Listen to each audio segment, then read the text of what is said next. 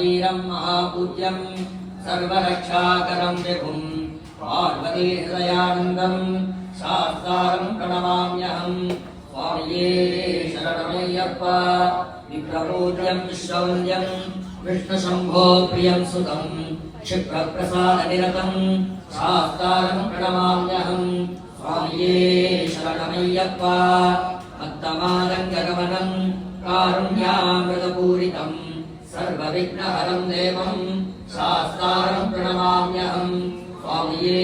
शरणमय्यप्पा अस्मद्गुणेश्वरं देवम् अस्मत्शत्रुविनाशनम् अस्मदिष्टप्रदातारं शास्तारं प्रणमाम्यहं स्वामिये शरणमय्यप्पा पाण्डेशवंशतिलकं केवले विग्रहम् आर्द्रत्राणपरं देवं शास्तारं प्रणमाम्यहं स्वामिये शरणमय्यप्पा पञ्चरत्नाख्यमेतद्यो नित्यं शुद्धं पठेन्नरः तस्य प्रसन्नो भगवान् शास्ता वसति मानसे स्वामिये शरणमय्यप्पा ॐ श्री भूतनाथ सदानन्द सर्वभूतदयापरा रक्षरक्ष महाभागो